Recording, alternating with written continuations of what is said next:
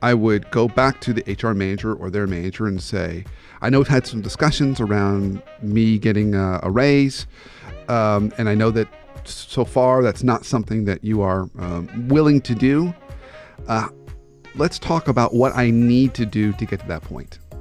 What do you need to see from me that would trigger that activity, and get them to be really clear.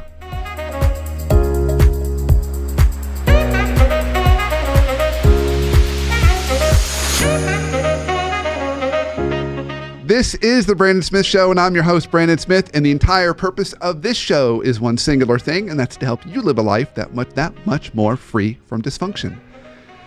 So today is one of our Dear Workplace Therapist shows. Whitney, you've got a smirk on your face.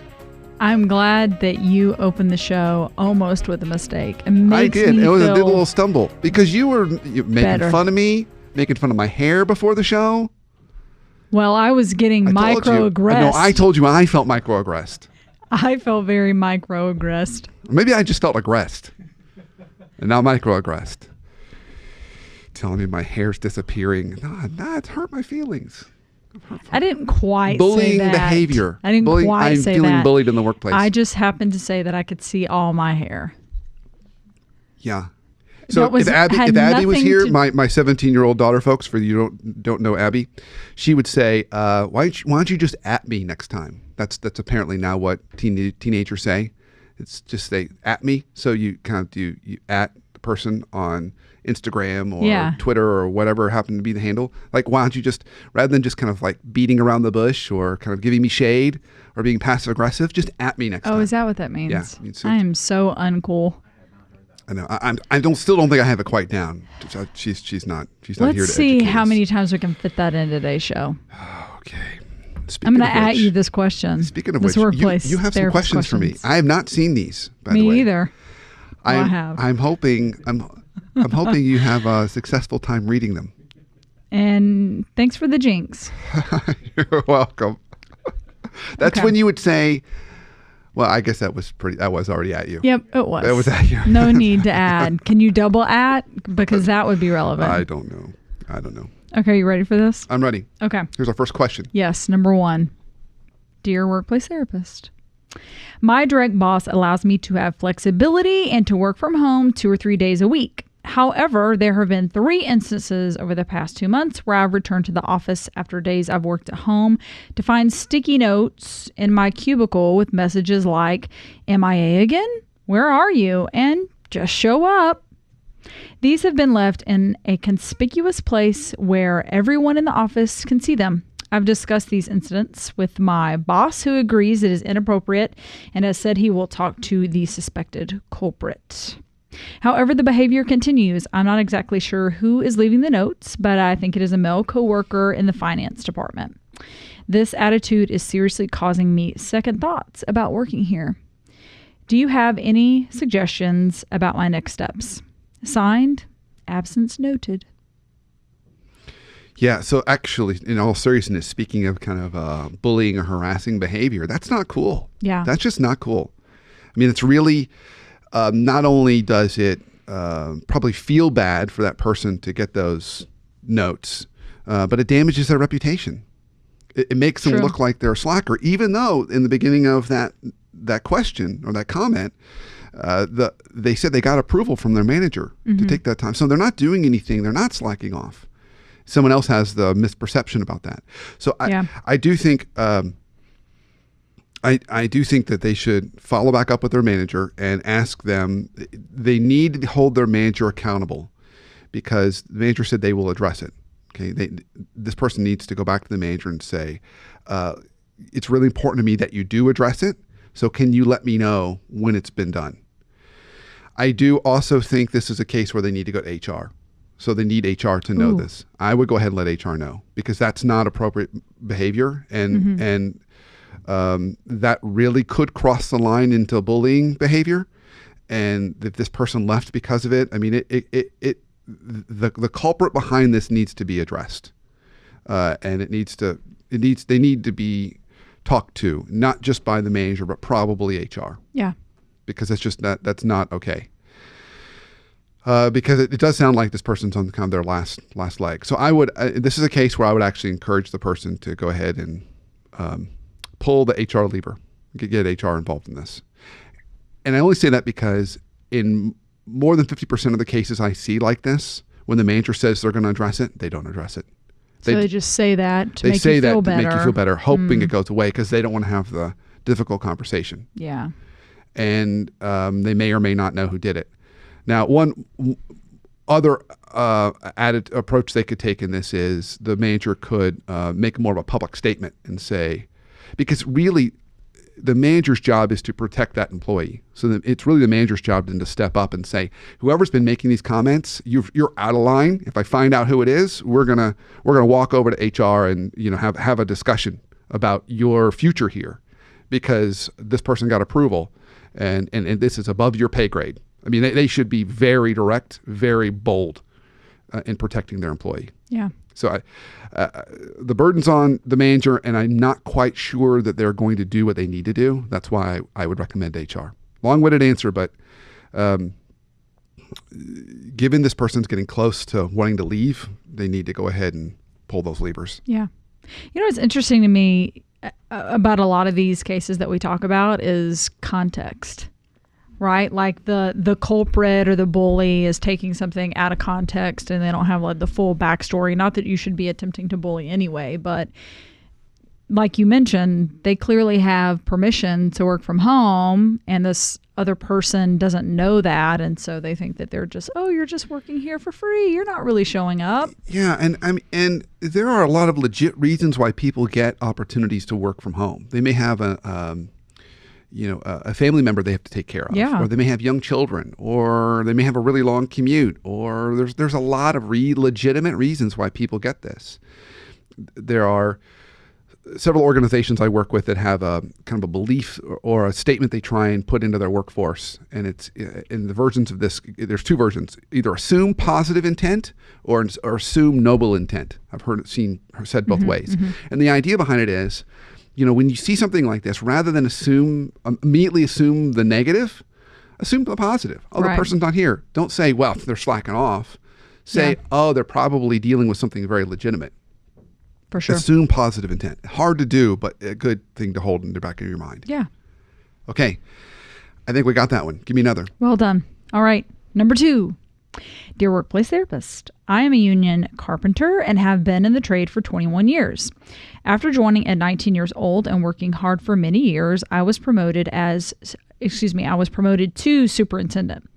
After 8 years of running work for a medium-sized company that completed about $25 million a year of work, I was laid off after a project I did with a new client that did not go well. I feel the company put the blame solely on my shoulders and laid me off. I take responsibility for some of the mistakes, obviously, but not 100%. The problem is now my confidence has really taken a hit, and I question even simple things I've done thousands of times. How do I get my confidence back? Signed, my confidence is hammered. Yeah, confidence is hammered. Yeah, yeah. So I almost made it through without a little. That was good. I get it. All right, so this is a confidence story, and this is not an uncommon one either. I get these kind of questions all the time. And I would say there are 2 ways to address this. One is by reminding yourself, and the second is by getting others to remind you. So we'll start with reminding yourself. So I would start with, he or she comes from kind of a carpentry trade. So get back to doing that work. Maybe you should do it as a hobby on the side. Just get back to reminding yourself, I'm actually good at this. Yeah. So maybe even think of a small project you could do for family or friends. Just something you can do that you can give them that they'll be so thankful and appreciative of. Just to remind yourself, I actually am pretty good at this. Mm-hmm. There's some stuff I can do that other people can't. So that's one. It's kind of like getting back on the saddle. Just do it. The second one is hearing from other people how good you are matters. And there is a tool called the Reflected Best Self. It's an exercise out of the University of Michigan. They have a center there called the Center for Positive Organizational Scholarship. And the idea behind the tool, you can download the tool. I think now they're selling it with a coach, so you don't really need all that. But the idea behind the tool is really simple. You just send an email out to people who know you well. It could be coworkers, past coworkers, friends, family. And you ask this one simple question. Tell me about a time when I was at my best. Tell me about a time when I was at my best. That's it. And they write back with a story. They say, well, gosh, when you did this thing, and this was amazing. So you're hearing not only strengths, but you're also hearing context. So it reminds you, in this environment, I'm really good. Because this could be a context thing. Maybe it just wasn't a good environment to work, or maybe the role wasn't the right role. Yeah. So getting that feedback that, oh yeah, I'm really good in these kinds of environments, and then using that to go back into those kinds of environments. So it's reminding you not only what you're good at, but also the right environments for you to thrive. That's why I love the exercise. Yeah. So it's a simple one. You don't even have to download the tool. You could just do that right now. Send an email out to, 8 or 9 people. I would say 8 to 10 is a good number of people who know you well, and ask them to tell you about a time when you were at your best. Nice. That's a great way for this person to start to build their confidence back. This reminds me, and we've mentioned this before, the George Clooney movie where he flew around. Up in the air? Yes. Such a great movie. And he fired the guy that does the farmer's insurance commercials. I forget his name. Oh, he did, didn't he? Yes. And the guy was like, I've worked here for years. And then George is like, but I know that you really love to bake because that's really what you went to school for. So why don't you go out and start your own business? It's similar to this, right? Like, you don't have to completely do something different, but carpentry is such a creative job. Yeah. That you could still go out and then be your own, right? Like, create what you want to create when you want to. That's very true. I mean, you could also do that. That's the nice thing about having a skill like that, is you could always hang your shingle and become, I like what you did there. Sorry. I did do that, didn't I? Gosh. Yeah. I'm stuck. So yeah, I did do that. So I do think that, but the nice thing about having those kinds of skills is you can start your own business. You can give it away. I really like the idea, though, of what I'd recommend is find some friends and family that you can do it for them, because it'll be fun. You'll feel like you're giving them a gift, and you'll have some room for creativity, because it's not a client, it's not a customer with a requirement. You're giving them a gift. Okay, do we have time for a question around? I have an extra question around this. Okay, this tool that you're talking about. Okay. Because I'm thinking in my mind of like, who would I email? And I wonder what they would say. Now, there are some of these people, like, because I'm even thinking about like college jobs and things like that. I'm pretty sure that I don't have emails for these people. Okay. So is this something like, if you don't have an email or whatever the case is, could you like go on LinkedIn and be like, hey, send me a private message. I'm doing this study about myself. Sure, you could do that. Yeah. Tell me something good. You could totally do that. Okay. You could totally do Done. that. Yeah, that would totally work. You could totally use LinkedIn or Well, I expect a message from you. Facebook, or I'm sorry, I have a hole in my ear. I can quite hear that part. Yeah, when you want to. I don't. So I just. Okay. Nope. I'm going to be checking in the break, checking my inbox on LinkedIn from you. Okay. Okay. Okay. Got it. Okay. Okay. Well, you know what? We have a few seconds left here. How about you ask me a question? Okay. And then we'll go into break. All right. Just you ready? to leave everyone in suspense. Hanging on the shingle. Hanging on the shingle. Okay. Dear Workplace Therapist, my recent employment has been disrupted due to my personal life. To be honest, I've been struggling with an addiction problem, and while in treatment, I lost my job. I have been sober for about 2 months, and I'm feeling strong, and I need a new job. As I head out to interview, I'm worried about how I'm going to convince possible employers to take a chance on me. What can I say or do to explain my situation in a way that will help me get hired? Signed, Seeking a Second Chance. Going to answer it when we come back. Okay, we're going to go right into break, folks. Come right back. This is a big one. Yeah. Okay, so stay tuned. We'll be right back.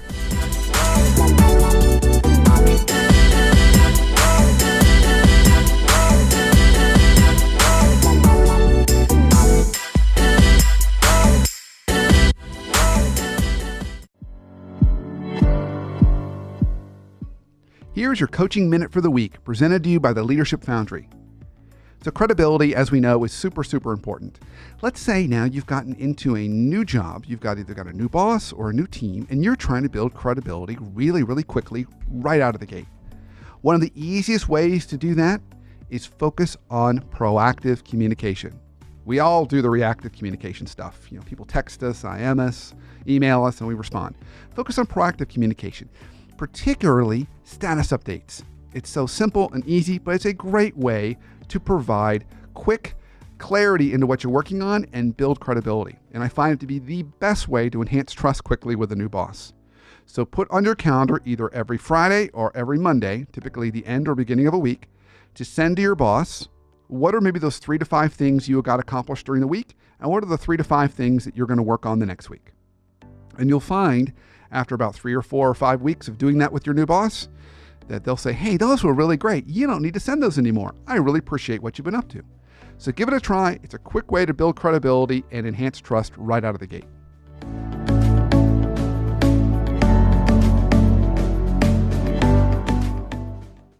Welcome back from the break. Okay, so we are doing our Dear Workplace Therapist segment, and right before the break, Whitney hit me up with a question, and during the break, folks, Whitney was commenting how well she read those questions, so I gave her a trophy. Wait, what is this Dundie for? The Dundie? Well, that's from The Office. You know that. I know, but you want to know what it's for? Like Pam got whitest shoes. Ryan was the hottest in the office. Like, what is mine? What would my Dundie be? Best reader. Best reader. All right. Well. Best reader. That needs an improvement. I didn't like that. Okay. Don't. Okay. Maybe like best co-host. Host. Drop the co. You went 15 minutes with minimal mistakes. That's what the Dundie's for. That's very accurate. That's exactly what would happen at Dunder Mifflin.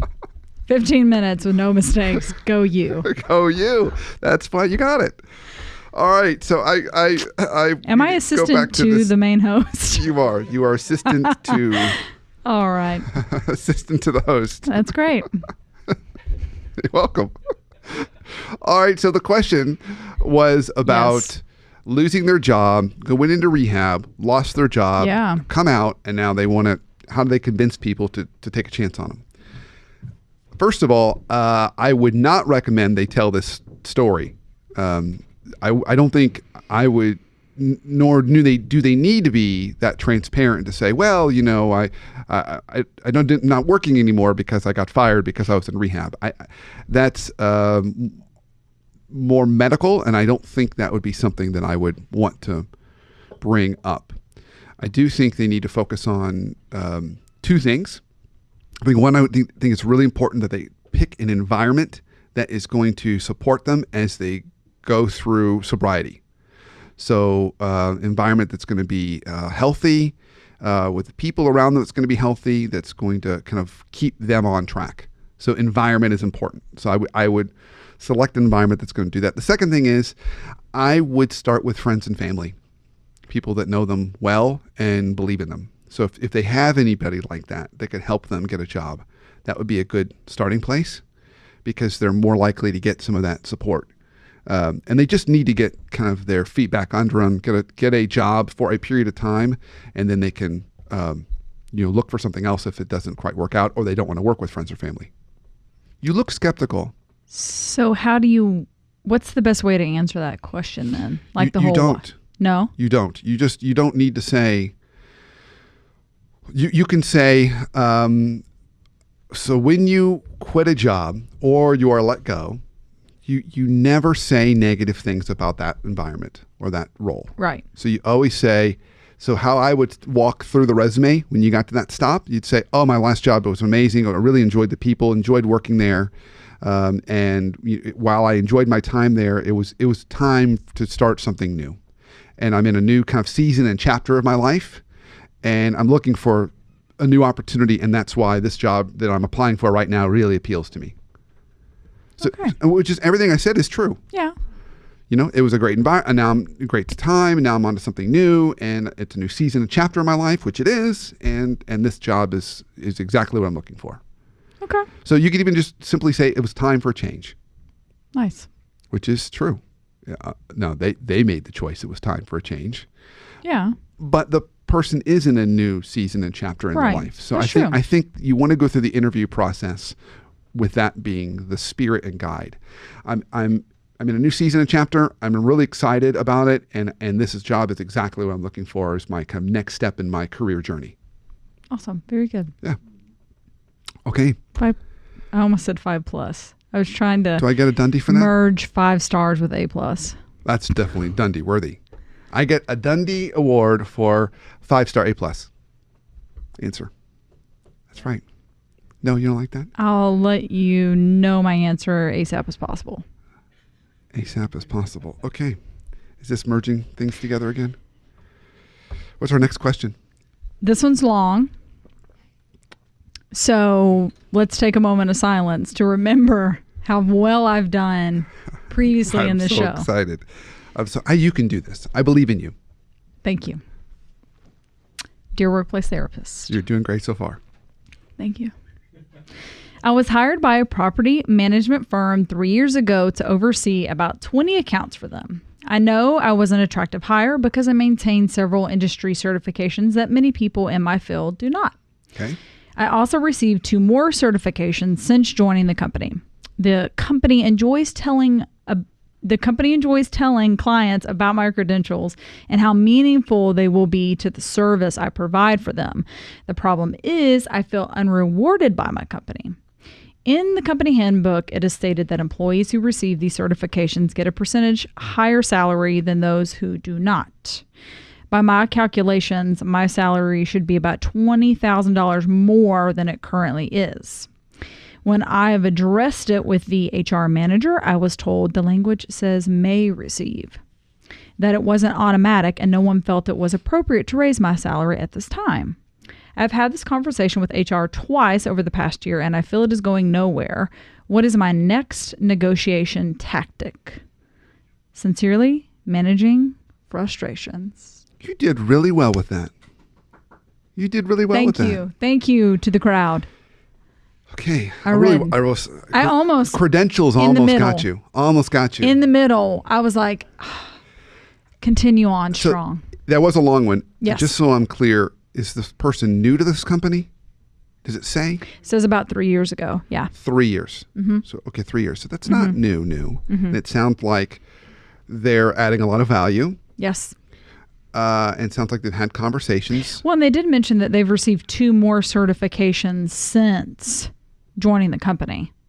So even since joining, they've gotten 2 new certifications than what they came with. Yeah. So they've added to their repertoire. Okay. So I've got 2 different strategies they can take to help on negotiation with this. One is if they want to go softer, and one is if they want to play hardball. Okay.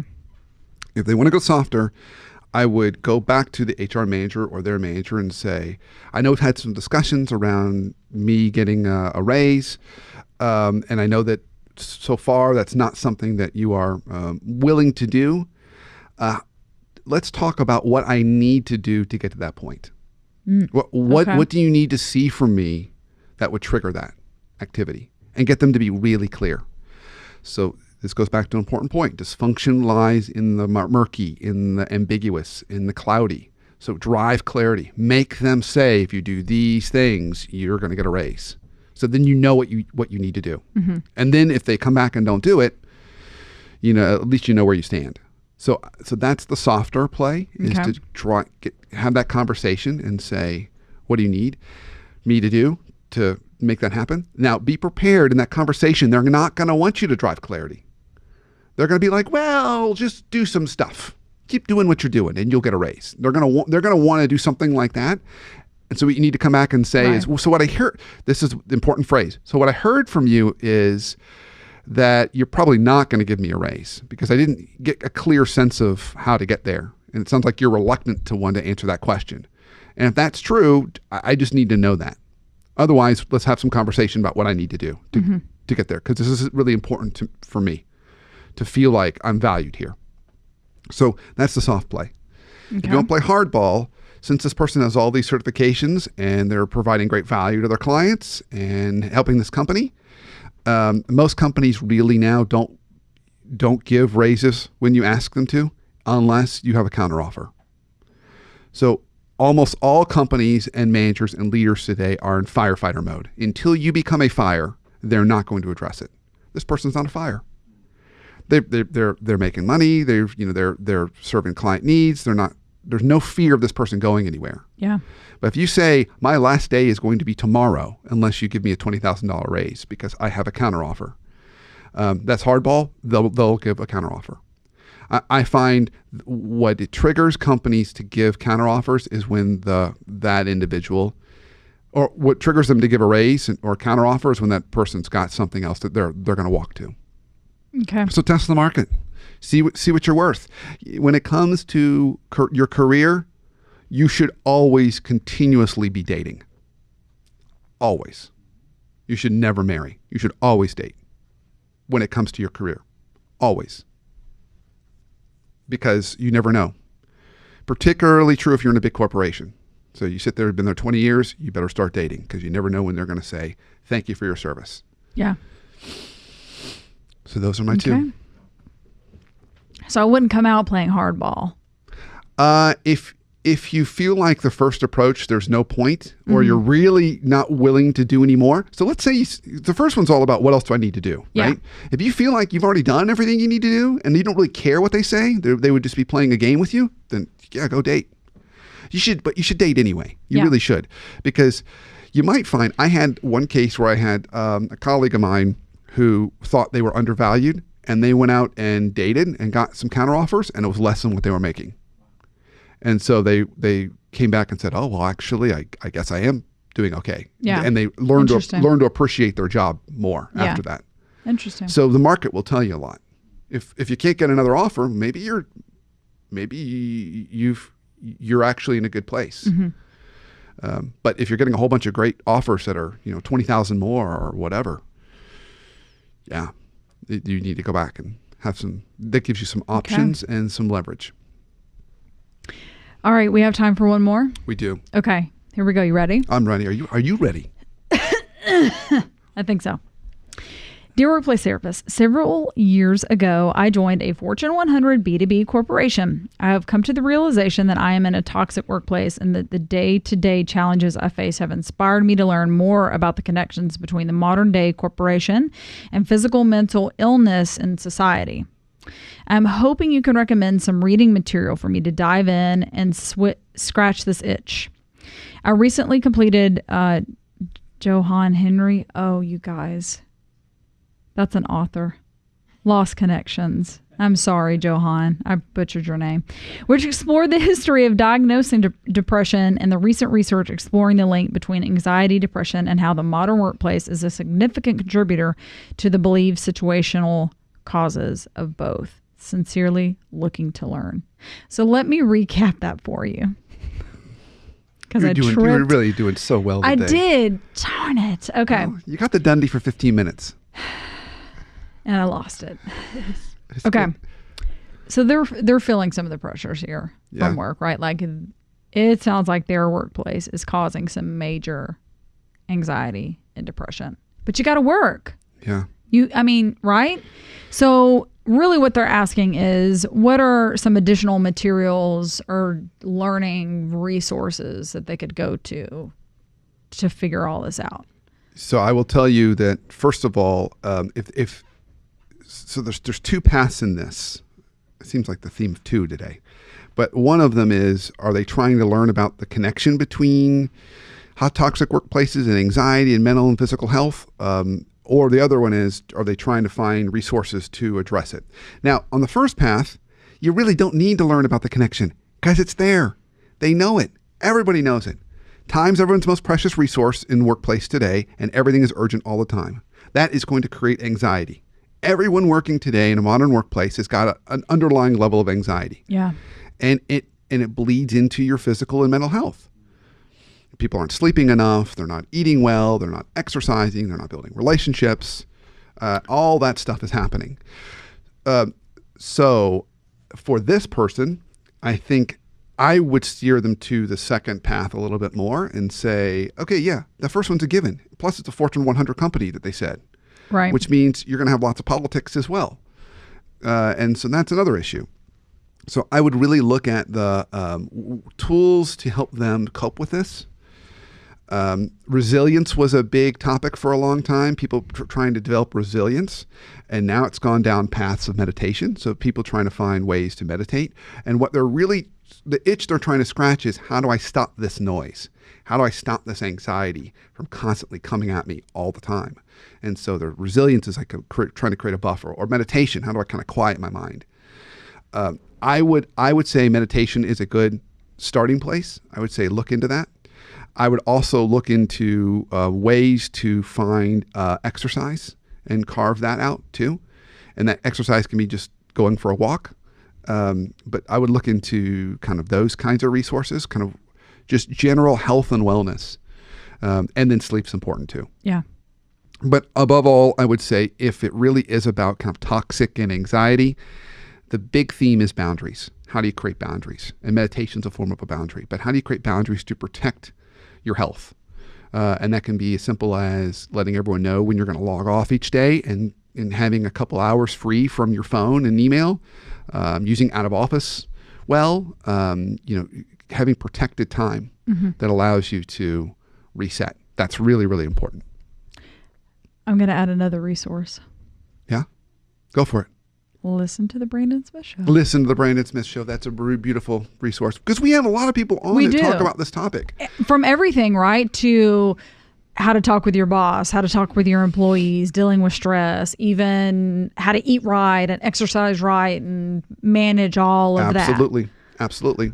We had several recent episodes that hit a lot of these points. Yeah. Yep, absolutely.